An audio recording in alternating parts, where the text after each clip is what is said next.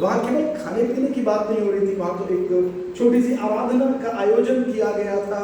और गरिमा इस सभा में, ऐसी सभा में पहली बार थी, प्रार्थना कर रहे थे लोग। और जब आराधना का अंत हुआ, उसके बाद खाना पीना और जो कुछ भी आयोजन था वो किया गया।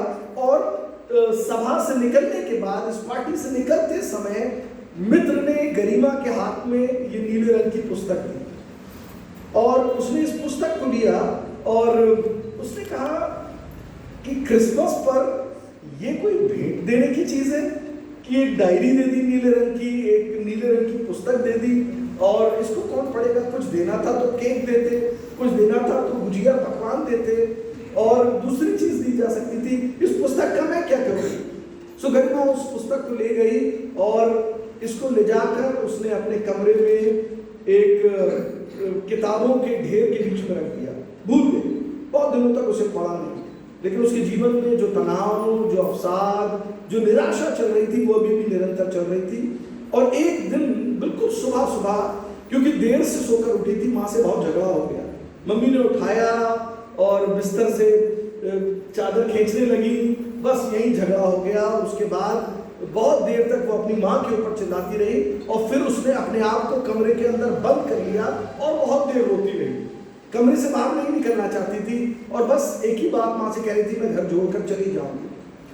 कुछ देर कमरे में रहने के बाद जब शांत हो गई तो उसे लगा अब मैं क्या करूं, माँ से तो झगड़ ली, अब घर में अंदर भी नहीं जा सकती, नाश्ता भी नहीं मांग सकती, चलो अपना कमरा झाड़ बहार लेती हूँ, अपने कमरे को ठीक कर लेती हूँ।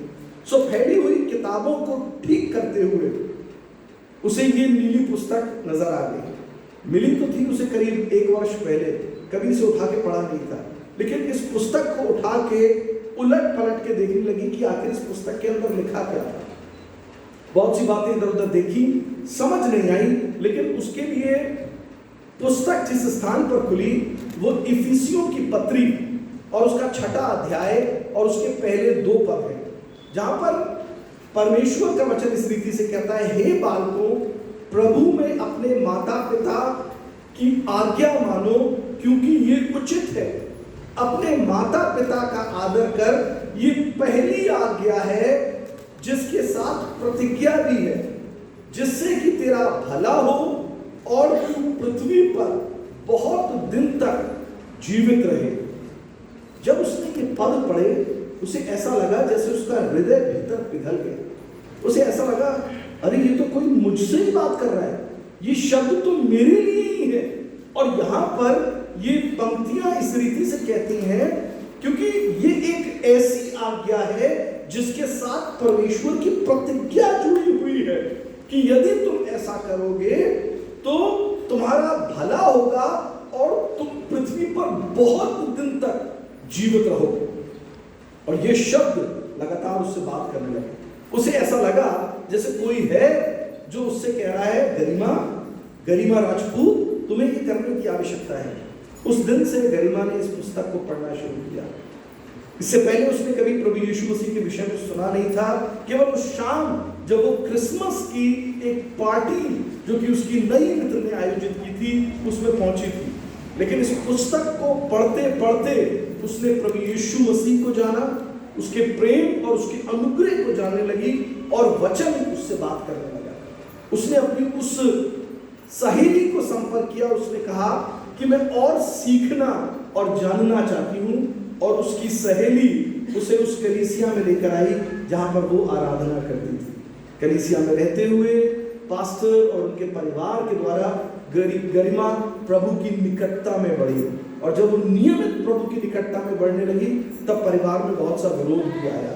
तब उसने अपने माता पिता से झगड़ा नहीं किया, उन्हें बहुत समझाने का प्रयत्न किया, प्रेम का व्यवहार किया, और कई बार उसके ऊपर अत्याचार सा हुआ, मारा पीटा गया, घर में बंद रखा गया, लेकिन उसने प्रभु का हाथ नहीं छोड़ा। और वो प्रार्थना करती रही कि प्रभु आप मेरे माता पिता के हृदय को तैयार करें और मेरे लिए परमेश्वर आप एक ऐसा जीवन साथी चुने जो आपकी सेवा करने वाला हो। समय के साथ कालांतर में गरिमा का विवाह प्रभु की सेवा करने वाले एक दास के साथ हुआ। आज ना केवल वो एक पास्टर की वाइफ है, लेकिन वो स्वयं एक पास्टर है, पास्टर गरिमा के नाम से जानी जाती है, और दोनों हस्बैंड वाइफ मिलकर प्रभु की सेवकाई करते हैं। यात्रा का आरंभ कैसे हुआ? किसी प्रचार सभा में पहुंचकर नहीं, लेकिन एक सहेली के द्वारा क्रिसमस के मौके पर दी गई इस पुस्तक के द्वारा। और जैसा कि अभी पास्टर जी आपको बता रहे थे, ये पुस्तक जो कि नए नियम की प्रति है, इसके अंदर भजन संहिता, नीति वचन भी है, इसको हम छोटी बाइबल भी बोलते हैं। ये गिडियंस अंतरराष्ट्रीय संस्था के द्वारा मुफ्त में वितरित की जाती है, और उन हाथों में उन लोगों को दी जाती है जिन्होंने पहले कभी भी प्रभु यीशु मसीह के विषय में नहीं जाना है, जिन्होंने कभी भी सुसमाचार को नहीं सुना है। और हम ये इस आशय के साथ करते हैं क्योंकि वचन हमें, धर्मशास्त्र बाइबल हमें ऐसा बताता है कि परमेश्वर का वचन जीवित है। बैठो, सिट डाउन। सो परमेश्वर का वचन जीवित है और वो स्वयं लोगों से बातचीत कर सकता है। यूहन्ना रचित सुसमाचार उसके 6 अध्याय के 63वें पद में प्रभु यीशु मसीह ने कहा, जो वचन मैं तुमसे कहता हूं वो जीवन और आत्मा है। यानी कि ये केवल सफेद पन्ने पर लिखे हुए काले शब्द नहीं है, लेकिन लिखा है ये जीवन और आत्मा है। इब्रानियों की पुस्तक उसका 4 अध्याय उसका 12वां पद कहता है, अब परमेश्वर का वचन किसी भी दोधारी तलवार से अधिक चोखा, और ये जीव और प्राण और गांठ गांठ गूदे गूदे को आर पार भेदता और मनुष्य के मन के विचारों और भावनाओं को जांचता है। यानी कि ये पुस्तक जब कोई व्यक्ति पढ़ रहा होता है तब केवल वो इस पुस्तक को नहीं पढ़ता, लेकिन इस पुस्तक का रचयिता, जिसके विषय में लिखा है 2 तिमोथी 3 अध्याय 15वां पद, अब सारा पवित्र शास्त्र पवित्र आत्मा की प्रेरणा से रचा गया है।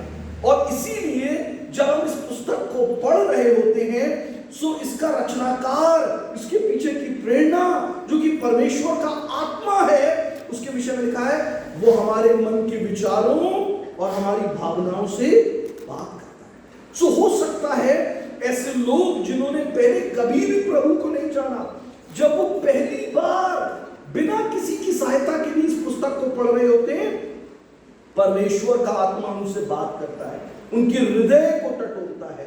और प्रभु यीशु मसीह ने अपने वचन की जो उपमा है वो बीज से करी, और उन्होंने ऐसा बीज बोने वाले के दृष्टांत में कहा कि जब बीज बोने वाला बीज बोने निकलता है तब वो ये नहीं सोचता कि बस इसी जगह गिराऊंगा या उस जगह गिराऊंगा, लेकिन लिखा है वो बीज को छितराता है।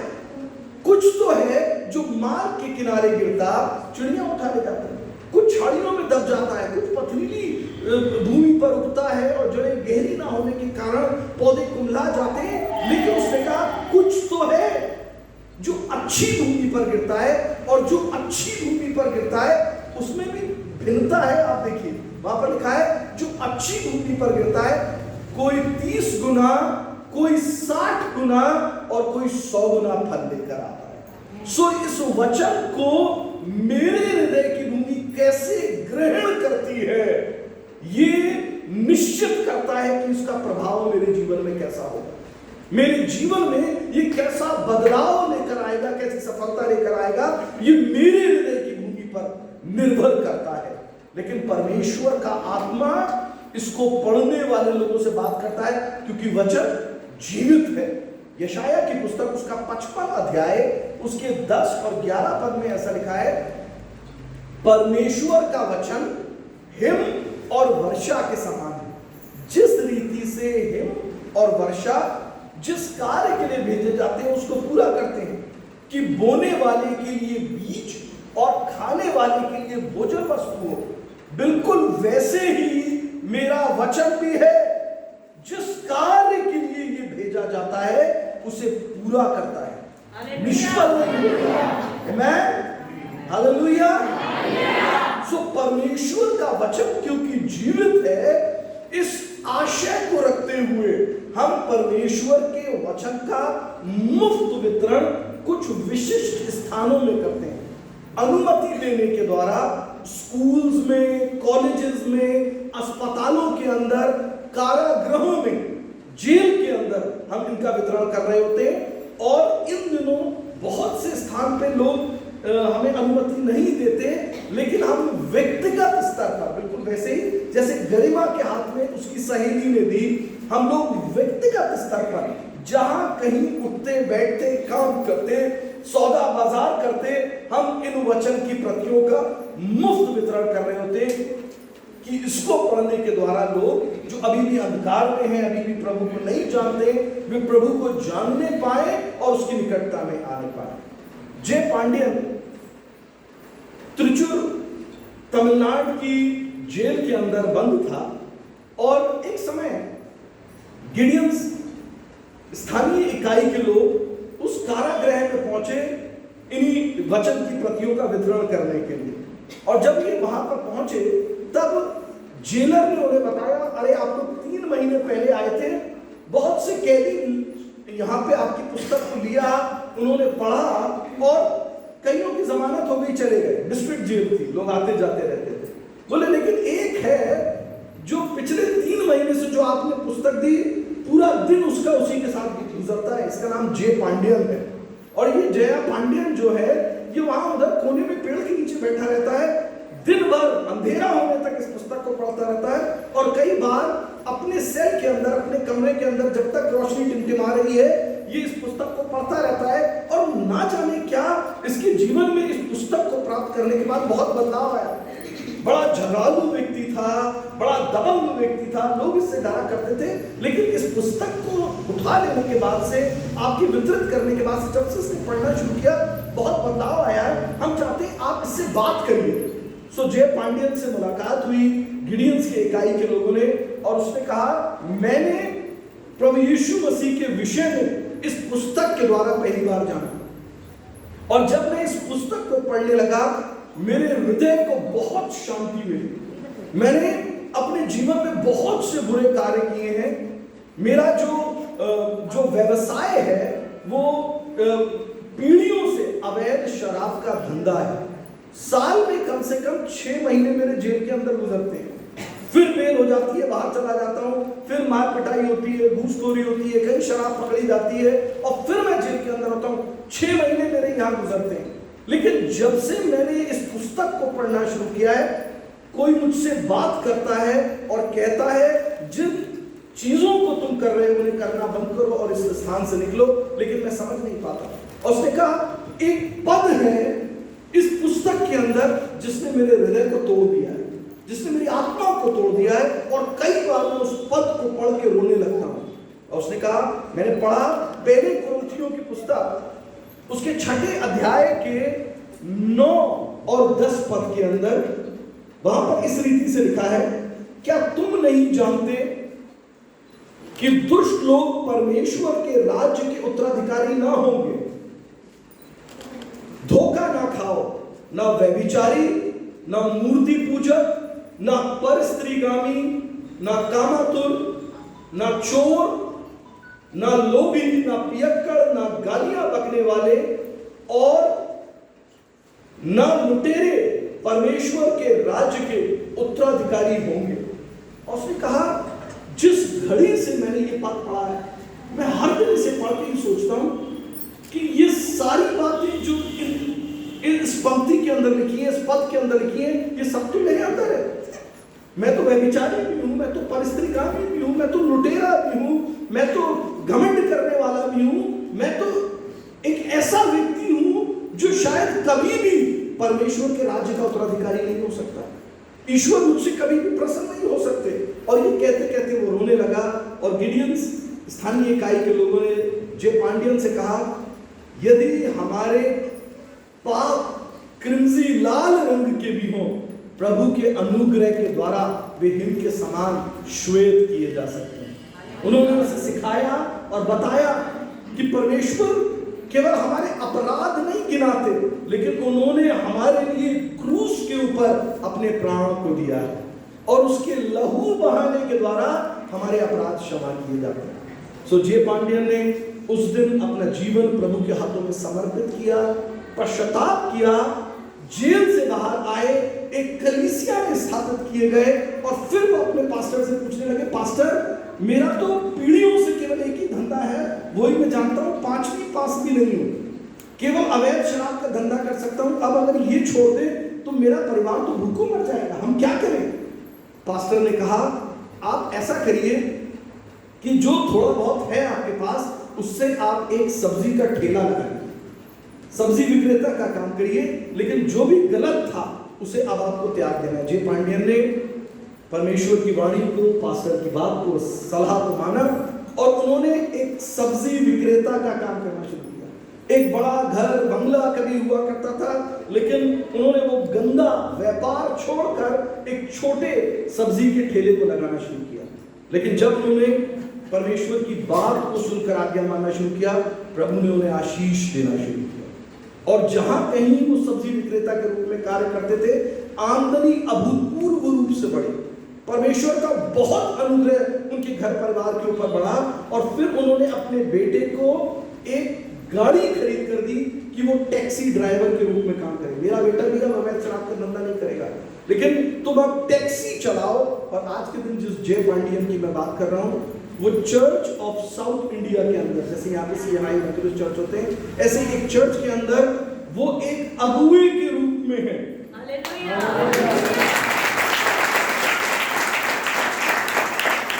आज वो सब्जी का ठेला नहीं रहा, लेकिन उनके पास अपनी ट्रेवल एजेंसी है। वो एक टैक्सी से कई टैक्सियां हो गई, किसी अवैध काम को करने के द्वारा नहीं, लेकिन परमेश्वर ने उन्हें आशीषित किया। हालेलुया। ध्यान दिलाना चाहता हूं, उनकी यात्रा का आरंभ हुआ किसी एक वचन की प्रति के द्वारा। किसी ने आकर बताया नहीं था, लेकिन इसको पढ़ते हुए परमेश्वर ने उनसे बात करी। परमेश्वर का वचन जीवित है और वो स्वयं लोगों से बात करने में सक्षम है। इस ध्येय के साथ, इस आशय के साथ हम परमेश्वर के वचन की प्रतियों का मुफ्त वितरण करते हैं। और बहुत सी बार जब लोग कलीसिया में नए जोड़े जाते हैं, हम उन्हें पूरी बड़ी बाइबल नहीं देना चाहते, हम पास्टर्स के माध्यम से आपके हाथों में ये छोटी बाइबल रखना चाहते हैं। आपकी शुरुआत इससे होती है।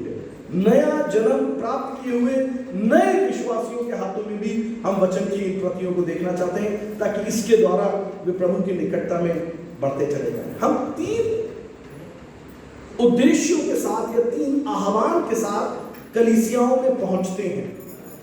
मुझे मालूम नहीं है यहाँ पे पहली बार गिडियंस के लोग सेवकाई साझा करने आए हैं, पहली बार आए हैं। अधिकतर कलीसियाओं में, हम मुरादाबाद में ऐसा होता होगा और बाकी कलीसियाओं में हम हर वर्ष में एक बार आते हैं, एवरी ईयर वी विजिट। और उसके 3 उद्देश्य हैं या 3 चीजों का हम आह्वान करते हैं।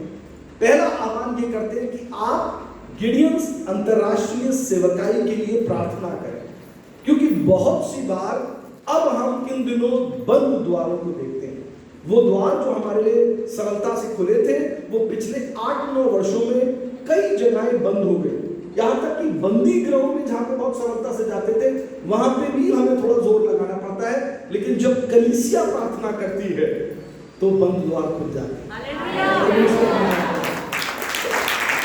तो हमारा जो भी करना है, आप हमारे लिए प्रार्थना करें। दूसरा आह्वान जो हम करते हैं, हमें ऐसे लोगों की आवश्यकता है जो सेवकाई का हाथ बने। सरल शब्दों में कहूंगा, हम चाहते हैं ऐसे लोग जो इस सेवकाई का सदस्य बनकर हमारा हाथ बटा सके। क्योंकि सेवकाई तो है, लेकिन बहुत से स्थानों पर जाकर कार्य को करना या प्रतियों को वितरण करना कुछ लोग नहीं कर सकते। हमें समूह की आवश्यकता है। वचन इस रीति से कहता है, जब परमेश्वर आज्ञा देता है तब सुसमाचार प्रचार करने वालियों की सेना तैयार हो जाती है। तो सुसमाचार प्रचार करने के लिए भी एक सेना की आवश्यकता है, हाथों की आवश्यकता है, सदस्यों की आवश्यकता है। तो यदि प्रभु आपके हृदय में इस विषय को डालता है, आप अपने पास्टर को बताएंगे। और पास्टर भाई विपिन मैसी जो हमारे साथ आए हुए हैं, वो यहाँ स्थानीय इकाई के अध्यक्ष हैं, प्रेसिडेंट हैं, और वो आपकी सहायता करेंगे कि आप किस रीति से सदस्य बन सकते हैं। और यदि सदस्य नहीं बन सकते, तब आप एक मित्र बन सकते हैं। मित्र लोग एक धनराशि के द्वारा सहायता करते हैं और वर्ष में चाहे एक ही बार हो और वो सेवकाई में अनुदान देने के द्वारा सहयोग करते हैं और सेवकाई आगे बढ़ती रहती है। तीसरा आह्वान जो हम कलीसियाओं से करते हैं, जब हम कलीसिया में पहुंचते हैं, हम एक अनुदान की, एक ऑफरिंग की, एक दान की अपेक्षा रखते हैं, क्योंकि जैसा पास्टर ने बताया ये प्रतियां बंटती तो मुफ्त में है, लेकिन ये मुफ्त में छपती नहीं है।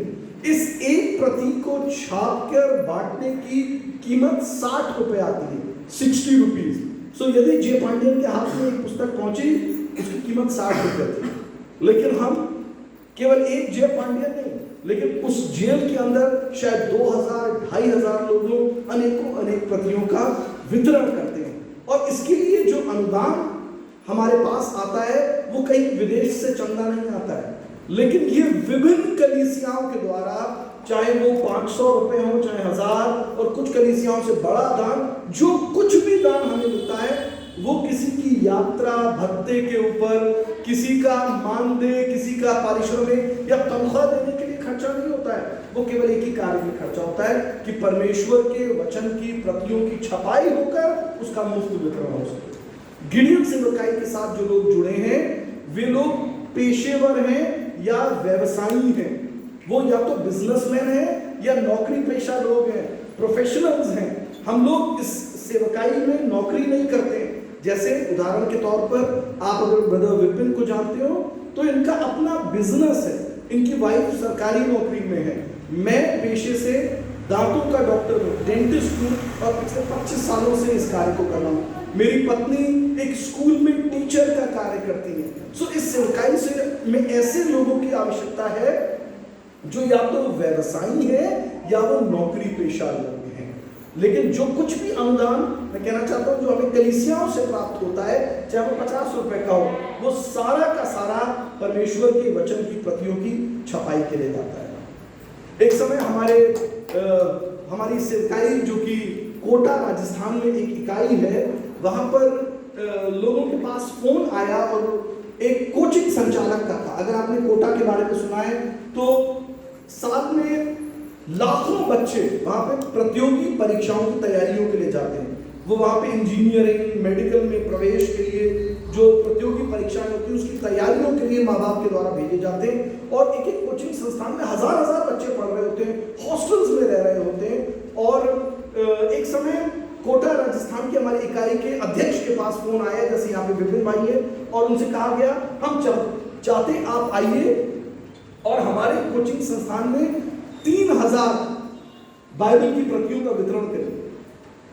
अध्यक्ष जी को याद आया और उन्होंने कहा, उनका नाम राजन पॉल है और ये तमिलनाडु के रहने वाले हैं, लेकिन अब यहाँ पे कोटा राजस्थान में। उन्होंने कहा अरे अभी तो हम गए थे करीब 6 महीने पहले और इन्होंने हमें बैठाया भी नहीं अपने ऑफिस में और हमें मना करके भेज दिया कि नहीं, हम आपको अनुमति नहीं दे सकते, ये स्थान जो है वो बच्चों की तैयारी के लिए है, किसी धार्मिक कार्य के लिए नहीं है। और हमने उन्हें समझाया भी था, लेकिन उन्होंने कहा चलो जाकर सुनते हैं कि क्या कहना चाहते हैं। सो जब वो वहां पहुंचे और उन्होंने कहा अरे 6 महीने के अंदर आपके विचार कैसे बदल गए, हमने दोबारा आपको नहीं बुलाया लेकिन आपने स्वयं हमें फोन किया, ऐसा क्या हुआ।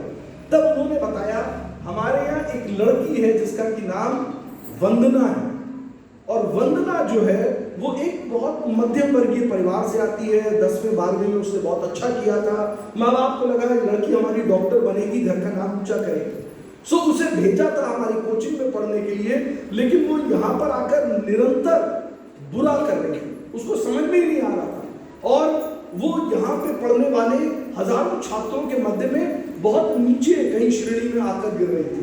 और ऐसा देखकर वो लगातार हताश रहने लगी, निराश हो गई, और उसने मन में ये विचार किया कि अगर मैं इन 1000 बच्चों में कहीं खड़ी नहीं होती तो मैं इस देश के लाखों लोगों के मध्य में जब प्रतियोगिता में बैठूंगी तो कुछ हासिल नहीं होगा, मैं तो कभी डॉक्टर नहीं बन पाऊंगी। और केवल इतना ही नहीं, मैं तो अपने माँ बाप का पैसा और उनका समय बर्बाद कर रही हूँ, क्योंकि उन्होंने तो कर्जा लेकर मुझे यहाँ पर भेजा है, मध्यम वर्गीय परिवार के लोग हैं।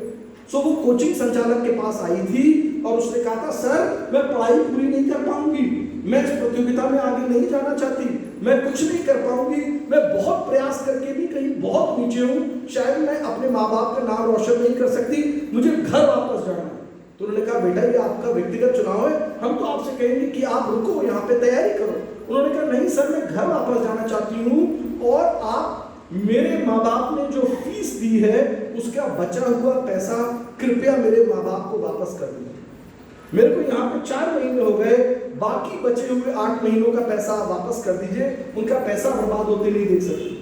सो कोचिंग संचालक ने कहा बेटा जो पैसा एक बार जमा हो गया वो वापस तो नहीं मिलेगा, आप वापस जाना चाहते हो तो चले जाओ, लेकिन हम आपको इसी बात के लिए उत्साहित करेंगे कि आप रुको और तैयारी करो। और ये वंदना बहुत बहुत ज्यादा निराश हुई। इसने कहा नहीं अब कुछ नहीं हो सकता, ना तो ये मुझे वापस जाने दे रहे, ना मेरे माँ बाप का पैसा वापस होगा। और धीरे धीरे निराशा में, तनाव की, अवसाद की स्थिति में वंदना ने एक दिन निर्णय कर लिया कि मैं अपने जीवन को समाप्त कर दूंगी, मैं आत्महत्या कर दूंगी। अगर आप लोग बात पढ़ते हैं, न्यूज देखते हैं, आपने कितनी बार समाचारों में देखा होगा कि कोटा राजस्थान में कितने जवान बच्चे प्रतियोगिता की तैयारियों के लिए पहुंचे और वो आत्महत्या कर लेते हैं, क्योंकि वो उस दबाव का सामना, उस प्रेशर का सामना नहीं कर सकते जो वहां पर उन्हें देखने के लिए मिलता है, और उन्हें लगता है हम तो कुछ भी नहीं है, और उस तनाव में आके बहुत बच्चे अपने जीवन को समाप्त कर लेते हैं। वंदना ने भी यही विचार किया और उसने सोचा इससे पहले कि मैं अपने जीवन को समाप्त करूं, मैं अपनी भावनाएं, मेरे माता पिता के लिए मेरे विचार, अपने जीवन के संस्मरण उनके लिए लिखकर जाऊंगी। अक्सर लोग मरने से पहले लिखकर जाते हैं ना सुसाइड को। उसने कहा बहुत सी बातें उनके लिए मुझे लिखकर जानी है जो मैं उन्हें फोन पर नहीं बता सकती, चिट्ठी लिखकर नहीं बता सकती, मैं लिखकर जाऊंगी उनके लिए। सो ऐसा लिखा हुआ है कि तो फिर ऐसा हुआ कि गरिमा एक दिन जब कोचिंग से निकलने लगे तब उसको ये नीले रंग की पुस्तक दिखाई दी, और उसने कहा एक कोचिंग में कोने की मेज पर ये पुस्तकें 10-20 रखी हुई थी जो कोटा इकाई के लोग छोड़ गए थे, अगर कोई अपनी मर्जी से लेकर पढ़ना चाहे। उसने इस पुस्तक को उठा लिया और उसको घर ले गई कि शायद इसकी ये डायरी है। उसने सोचा ये एक खाली डायरी है और इसमें मैं अपने संस्मरण, अपनी भावनाओं को लिख दूंगी। जब वो वहां पर पहुंची अपने कमरे में, इससे पहले वो अपना कलम लेकर बैठी और लिखने को थी, उसने इसके पन्ने खोले तो देखा एक भी पन्ना खाली नहीं। उसने कहा अरे मैं तो किसी पुस्तक को उठा लाया, लेकिन जब वो उसके पन्नों को पलट ही रही थी, जिस स्थान पर उसके लिए ये पुस्तक खुली वो भजन संहिता की पुस्तक, उसका 30 अध्याय है, 30th chapter of the book of Psalms. और वहां पर उसने पढ़ा, हे यहोवा मैं तुझे सराहूंगा क्योंकि तूने मुझे खींच कर ऊपर उठाया और मेरे शत्रुओं को मुझ पर आनंदित नहीं होने दिया। हे मेरे परमेश्वर यहोवा, मैंने सहायता के लिए तुझे पुकारा, तूने मुझे चंगा किया। हे यहोवा, तू मेरे प्राण को अधोलोक से निकाल लाया, तूने मुझे जीवित रखा है कि मैं कब्र में ना जाऊं। और वो इस अध्याय को आगे बढ़ती रही और जब वो इसके 8वें पद में पहुंची, वहां पे इस रीति से लिखा है, हे यहोवा मैंने तुझी को पुकारा और प्रभु तुझी से मैंने याचना की, मेरी मृत्यु से या कब्र में मेरे चले जाने से क्या लाभ? क्या मिट्टी तेरी प्रशंसा करेगी? क्या वो तेरी विश्वसनीयता का प्रचार करेगी?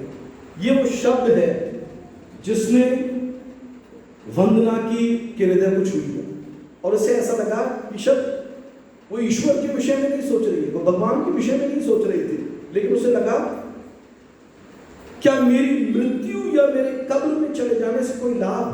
क्या मिट्टी मेरे माता पिता की प्रशंसा कर सकेगी? क्या मिट्टी जो है मेरी विश्वसनीयता का या मेरे माता पिता ने जो मेरे लिए स्नेह रखा है उसके विषय में उनका धन्यवाद दे सकेगी? और फिर आगे पढ़ा, हे यहोवा सुन, मुझ पर अनुग्रह कर, हे यहोवा तू मेरा सहायक हो, तू मेरे विलाप को नृत्य में बदल देता है, तू मेरे शोक वस्त्र को उतार कर उल्लास का कमरबंद बांधता है।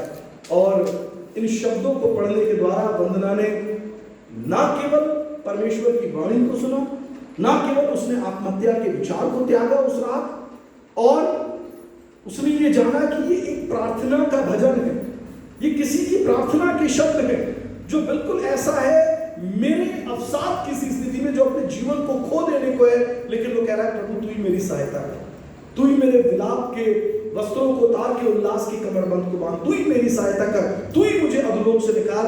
और वंदना ने बताया उस रात मैंने भजन 30 केवल एक बार नहीं पढ़ा, लेकिन अनगिनत बार लगातार वो इस भजन को पढ़ती रही, पहले पद से लेकर आखिरी पद तक। और जब सुबह उठी तो एक नई ऊर्जा के साथ उठी, उसने नई शुरुआत करी और प्रतिदिन परमेश्वर के वचन को वो पढ़ती रही। प्रभु यीशु को भी जानती नहीं थी, लेकिन इस वचन को पढ़ती रही।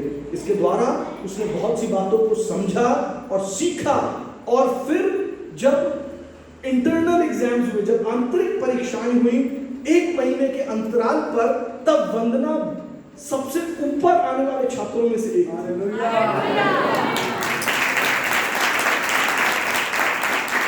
कोचिंग संचालक ने वंदना को बुलाया, बोले क्या हुआ, 1 महीने पहले तुम घर जाना चाहती थी और ये बदलाव।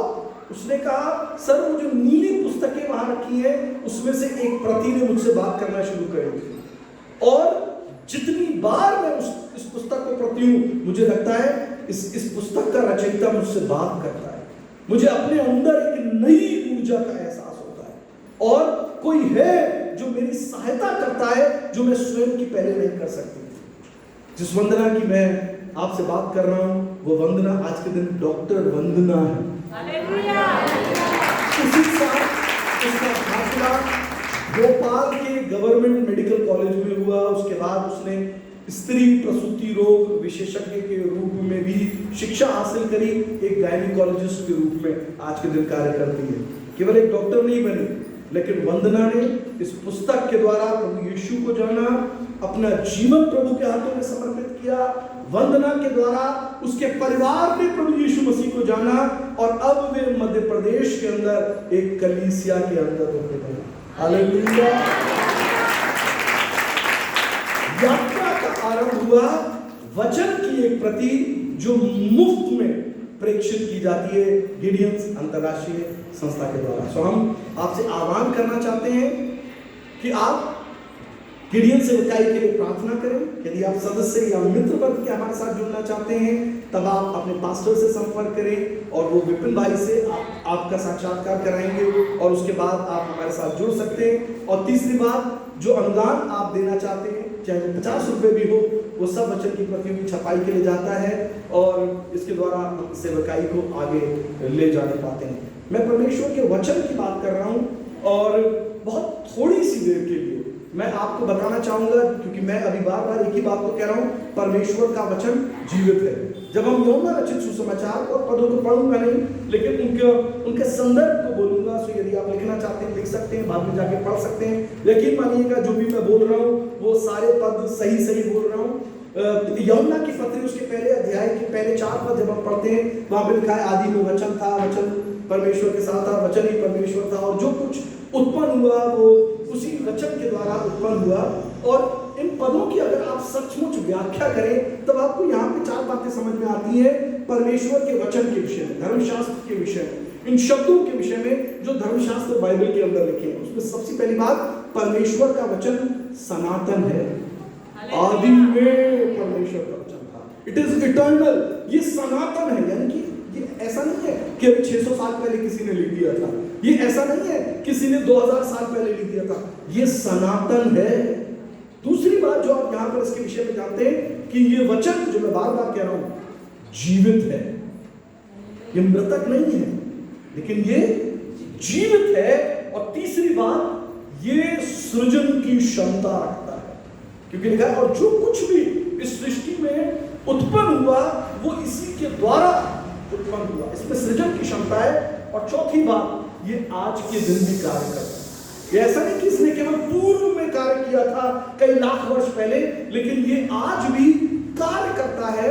सो परमेश्वर का ये जीवित वचन मेरे व्यक्तिगत जीवन, मैं आपसे आपके व्यक्तिगत जीवन की बात कर रहा हूं, एक विश्वासी के प्रभु को जानने वाले एक व्यक्ति के व्यक्तिगत जीवन में, पर्सनल लाइफ में ये कैसे प्रभाव उत्पन्न करता है। बहुत तेजी से 5 बातों को कह रहा हूं। सबसे पहली बात, ये परमेश्वर के वचन के द्वारा ही होता है कि किसी व्यक्ति विशेष के जीवन में उद्धार का कार्य आरंभ। अभी मैंने आपको गवाहियों को बताया, उद्धार का कार्य आरंभ किसी मनुष्य के योगदान भर से नहीं होता है, मेरे आपको बता देने भर से नहीं होता है, लेकिन ये परमेश्वर के वचन के द्वारा होता है। ये कार्य परमेश्वर के वचन के द्वारा आरंभ होने पाता है।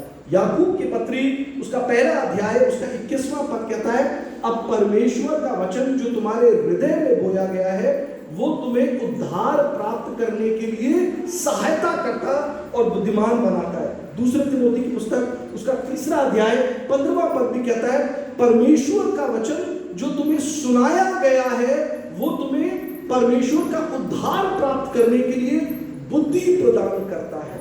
जब हम रोमियो की पुत्री उसके 10वें अध्याय के 9वें पद से पढ़ते हैं, वहां पे वचन इस रीति से कहता है, मैं पदों को पढ़ नहीं रहा हूं, लेकिन आप 9वें पद से पढ़ेंगे, वहां पे उद्धार के विषय में लिखा है कि यदि हम मन में विश्वास करें और मुंह से अंगीकार करें तो उद्धार प्राप्त करते हैं। यही तो लिखा है। अगर हम मन में विश्वास करें कि परमेश्वर ने मसीह यीशु को मृतकों में से जिला दिया तो हम, और मुंह से अंगीकार करें तो उद्धार होता है। और फिर आगे लिखा है, अब जो कोई उसका नाम पुकारेगा, चाहे वो अन्य जाति हो, चाहे वो किसी भी जाति संप्रदाय, किसी भी भाषा, किसी भी वर्ण के कहीं से भी आता हो, जो कोई प्रभु का नाम लेगा वो उद्धार प्राप्त करेगा।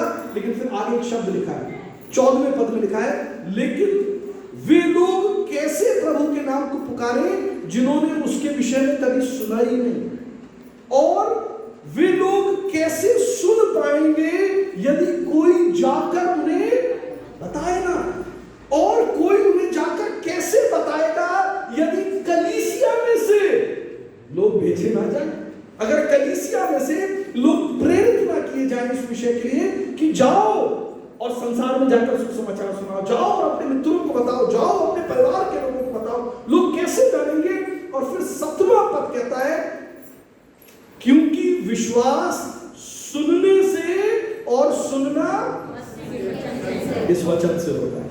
सो उद्धार का कार्य आरंभ होता है जब हम परमेश्वर के वचन को सुनना शुरू करते हैं। शायद वो एक प्रभु के दास के द्वारा, शायद एक पुस्तक को पढ़ते हुए हो, लेकिन परमेश्वर का वचन क्योंकि जीवित है, यही उद्धार के कार्य को आरंभ करता है। दूसरी बात, मैं 5 बातें बता रहा हूं, दूसरी बात जल्दी, परमेश्वर का वचन केवल उद्धार के कार्य को आरंभ नहीं करता है, लेकिन परमेश्वर का वचन हमें सिद्ध और मसीह में परिपक्व बनने में सहायता करता है ना। जब हम प्रभु में आते हैं हमारा व्यवहार एकदम से बदल नहीं जाता है। रोमियो की पत्री उसका 12वां अध्याय पहला पद कहता है, मैं तुम्हें प्रभु की दया स्मरण दिला के विनती करता हूं कि अपने शरीरों को जीवित पवित्र और भावता हुआ बलिदान करके चढ़ाओ, यही तुम्हारी आत्मिक सेवा है। दूसरा पद कहता है, और इस संसार के सदृश मत बनो, लेकिन तुम्हारी बुद्धि के नए हो जाने से तुम्हारा चाल चलन भी। लेकिन क्या एक दिन में हो जाता है? जब आप कलीसिया में आना आरंभ करते हैं, क्या आपका व्यवहार बदल जाता है? वो गुस्सा तो आता है, वो क्रोध तो आता है, बहुत सी बातें अड़गड़ होती रहती हैं जो आप नहीं करना चाहते वो कर देते हैं। लेकिन वो कहता है ये व्यवहार अपने आप नहीं बदलेगा, लेकिन कैसे बदलेगा? तुम्हारी बुद्धि के, और इस बुद्धि को पता है कौन नया करता है?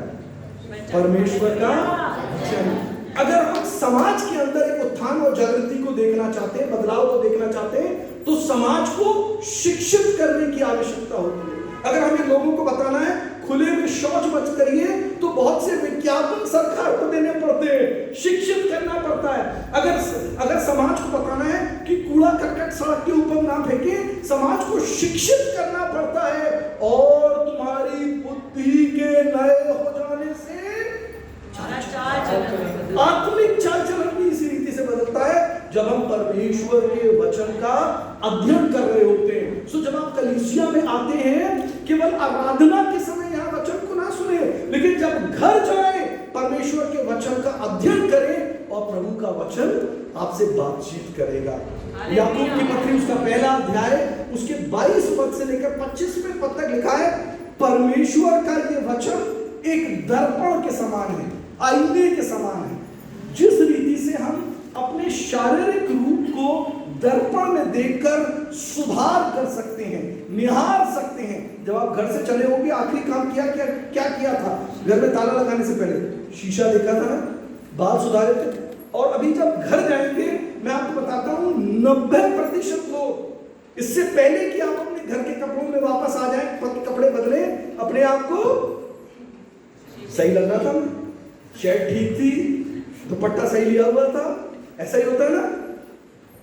वचन कहता है याकूब 1:22-25, परमेश्वर का वचन मेरा और आपका आत्मिक दर्पण है। जब तक हम अपने आप को उसके अंदर निहारते रहेंगे, हम अपने आप के जीवन में सुधार कर पाएंगे। यदि आप दर्पण के अंदर नहीं देख रहे हैं, आप कभी भी प्रभु में सिद्ध और परिपक्व नहीं बन पाएंगे। यिर्मयाह की पुस्तक उसका 23 अध्याय उसका 29वां पद कहता है, अब परमेश्वर का वचन अग्नि और परमेश्वर का वचन हथौड़े के समान है। अग्नि और हथौड़े को आप लोहार सुनार के हाथ में देखेंगे, है ना, जो धातु के ऊपर कार्य करते हैं। सो क्या होता है, वे धातु को, लोहे को, सोने को, कोई भी धातु हो, वे उसको आग के अंदर तपाते हैं और आग के अंदर तपाने से धातु मुलायम हो जाती है और हथौड़े के बाद से उसको आकार दिया जाता है। बिल्कुल यही परमेश्वर का वचन मेरे और आपके लिए करता है। मेरा वचन अग्नि और मेरा वचन हथौड़े के समान है। जब हम परमेश्वर के वचन को पढ़ते रहते हैं, तब परमेश्वर का वचन हमें एक रूप देता है, हमें सिद्ध और परिपक्व बनने में सहायता करता है। दूसरे तिमोथी की पुस्तक उसका 3 अध्याय उसके 16 और 17 पद, अगर आप मेरे साथ खोलना चाहते हैं खोल सकते हैं, मतलब मुझे सुनिएगा इन पदों को। 2 तिमोथी 3 अध्याय 16 और 17 पद, हर एक पवित्र शास्त्र परमेश्वर की प्रेरणा से रचा गया और उपदेश और समझाने और सुधारने और धर्म की शिक्षा के लिए लाभदायक है, ताकि परमेश्वर का जन सिद्ध बने और हर एक भले काम के लिए तत्पर हो जाए। क्यों दिया गया है परमेश्वर का वचन, क्यों यह पवित्र शास्त्र दिया गया है? ताकि आप सिद्ध बन पाए प्रभु में और हर एक भले काम के लिए तत्पर हो जाएं। मेरे और आपके जीवन में यदि आप प्रभु में सिद्धता में आगे बढ़ना चाहते हैं, प्रतिदिन परमेश्वर के वचन का मनन करें और जितना आप मनन करेंगे, आप प्रभु की समानता में बदलते हुए चले जाएंगे। तीसरी बात, परमेश्वर का वचन हमारे प्रतिदिन के जीवन में हमें दिशा निर्देश देता है और हमें बुद्धिमान बनाता है। भजन संहिता की पुस्तक उसका 119वां अध्याय उसका 105 पद इस रीति से कहता है, परमेश्वर का वचन मेरे पांव के लिए दीपक और मेरे मार्ग के लिए, यानी कि जब हम एक अनजान अंधेरे पथ पर चल रहे हैं, हमें मालूम नहीं अगला कदम कहाँ रखना है, उसमें सहायता परमेश्वर का वचन करता है। और ये कैसे करता है? प्रभु यीशु मसीह ने कहा कि जब पवित्र आत्मा तुम पर आएगा, यूहन्ना रचित सुसमाचार 14वां अध्याय 26वें पद में, जब पवित्र आत्मा आएगा तब वो तुम्हें सब बातें समझाएगा। वो अपनी ओर से नहीं बोलेगा, लेकिन वो मेरा वचन तुम्हें स्मरण दिलाएगा। सो बहुत सी बार हमारे जीवन में क्या होता है, हमें मालूम नहीं अगला कदम क्या लेना है, लेकिन परमेश्वर का वचन, पवित्र आत्मा हमें स्मरण दिलाते हैं और वो बताते हैं उस स्थान पर ऐसा लिखा है, और हम अपने बहुत से जीवन के छोटे बड़े निर्णयों को वचन के आधार पर समझ नहीं पाते हैं। लेकिन अगर वचन आपके हृदय के अंदर नहीं है, तो पवित्र आत्मा आपको स्मरण क्या दिलाएगा? अगर आप वचन का मनन कर रहे हैं प्रतिदिन अपने जीवन में, तब पवित्र आत्मा आपको सूचनाएं देंगे और बताएंगे। और मैंने कहा परमेश्वर का वचन हमें बुद्धिमान भी बनाता है।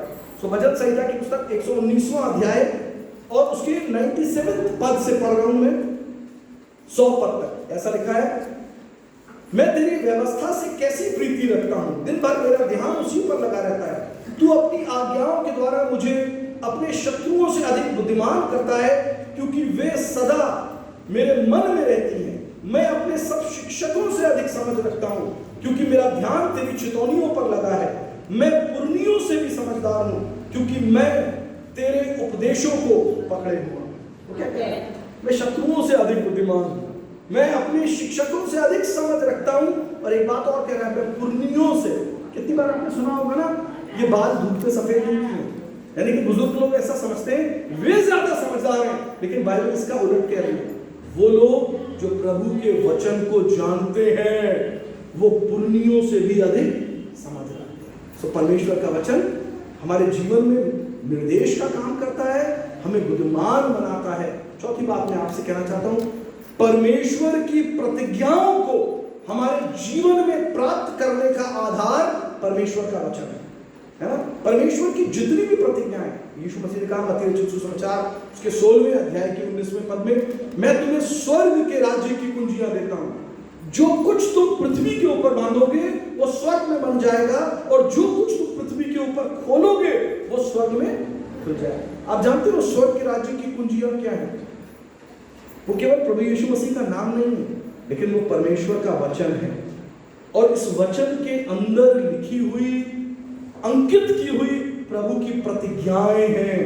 जब हम प्रभु की इन प्रतिज्ञाओं को दोहराते हैं, जब हम प्रभु की प्रतिज्ञाओं के द्वारा उसे पुकारते और प्रार्थना करते हैं, तब हम पृथ्वी के ऊपर खोलते और बांधते हैं। पहले यूहन्ना की पत्री उसका 5वां अध्याय 14 और 15 पद इस रीति से कहता है कि हमारा हियाव ये है कि हम जो कुछ परमेश्वर की